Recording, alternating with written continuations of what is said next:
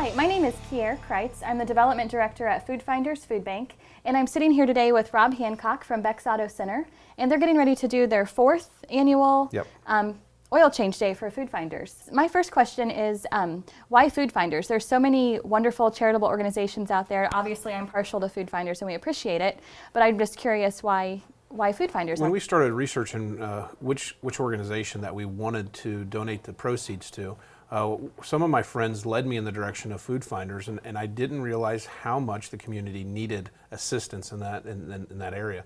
Once I started to do more research and find out how some community members do need our help and how some children are going unfed and families need food assistance, it really kind of touched my heart, and I thought that's which way we would go. I presented it to my employees first off to see if they liked it and they liked the idea, and we all jumped on board. And then after that, it was just going on our 4th year now, so we're just keep doing it. That's wonderful. We appreciate it.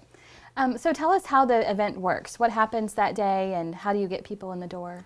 We don't really advertise it besides doing the social media aspect of it. We do have postcards positioned at like Old National Bank that they hand out, from the tellers will hand out to some of their staff and or customers that walk in the door. But it's just really word of mouth. And the day pretty much starts off, we're there around 7 o'clock. The event starts at 8, but people are lining up at 7:30, and then it's just basically gangbuster all the way till 2 o'clock in the afternoon. And it's a pretty fun event. It's very well coordinated. Once a vehicle's in the shop, we get an oil change done within 7 minutes. It's in, it's out. But some people are there for 20 minutes just socializing. Mm-hmm. There's food, and there's some literature to read up on, and some stats on what Food Finders and the donations that they give us, what they're going to get for that. That's fantastic.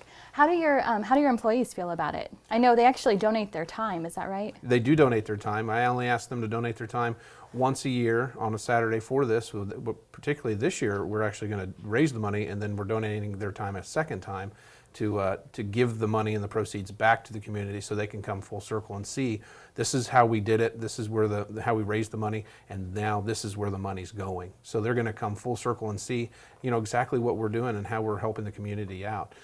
They never have argued about donating their time, and it's they're in a different spirit when they're in there. Mm-hmm. Compared to their normal work week. Right. On a Saturday, they're in really good moods, and they really have a fun time with it. Now, we love partnerships like this because they're so beneficial to us. Mm-hmm. Our current efficiency rate is that $1 equals 3 meals. So for every dollar raised, and I think last year it was nearly $3,000, mm-hmm. so that allowed us to provide 9,000 meals to the food insecure members of our community. What's your goal for this year? Oh, we would really like to be over the $4,000 mark this year. I mean, that's just a short goal. I mean, we would be happy with meeting the same goal, mm-hmm. obviously, but you always have to have higher expectations, and this year we'd like to raise $4,000. Well, we would love that too. That would be great. What advice do you have for other businesses that might be interested in getting involved or partnering with Food Finders on something? They might be sitting back and thinking it's too hard or a little too difficult. Nothing's too hard. I mean, you have to just think about it, and I think you need to put it into your employees' hands and make sure that they're on board with it. Mm-hmm. I mean, we all have to give back to this great community that's provided us with so much, but ultimately it's in your employees' hands. They're going to be the ones that are really helping the company and the non-for-profit, whichever they choose, really shine.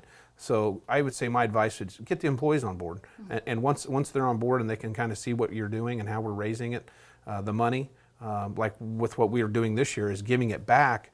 It kind of makes everything, again, like I said, come full circle, and they can really see this is how we raised it, this is what we did with our time, and then ultimately this is where it goes. So with us doing it that way this year, this will really instill into them that this is a great thing that we do.